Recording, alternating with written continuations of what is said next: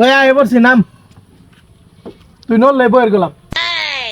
দেও চিনি বাবু, 2 দিন পরে পরে কি খেলানো হয়েছে আমার ডাক্তার সোমবারে জানাবো না।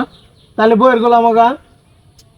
স্যার এখন জম্বরে ডাক্তার আছে বুঝছো, সালিশি আছে, যদি মনে হয় না যায় মনে কর যে ঝামেলা হবো। আমার মাতবর হিসেবে ডাকছে প্রথমবারে নাকলা।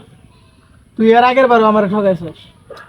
আচ্ছা ভাই, ঠগাইছি এখন তো অতবার তো তাহলে সুজা মুজা হয়ে খারাপ হয়েছে। এখন একটা মাটিতে একটা গাড়ি নড়া আসতেছে না, এনে খেলা বাদ দে, এনে খেলা মানুষের খেলায় না, ভালো খেলা না, বাদ দে।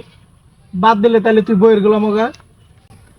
ভাই বুঝছি, মাপ চাই তোর। গতবার আমি ঠগাইছি, বইয়ের গোলাম বানাইছি, তুই মাপ সাপ করে দে।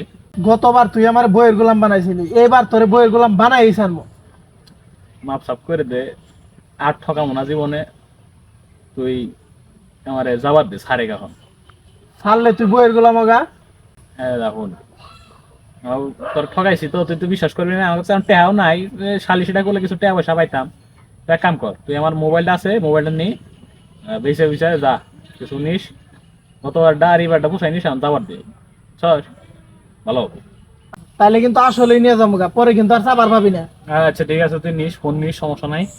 আমার পকেটে আছে, ফোন নিয়ে যা, আর খেলাটা বাদ দে। আরে শালা বইয়ের গোলাম, আবারও ঠকলি তুই। যা যা যা।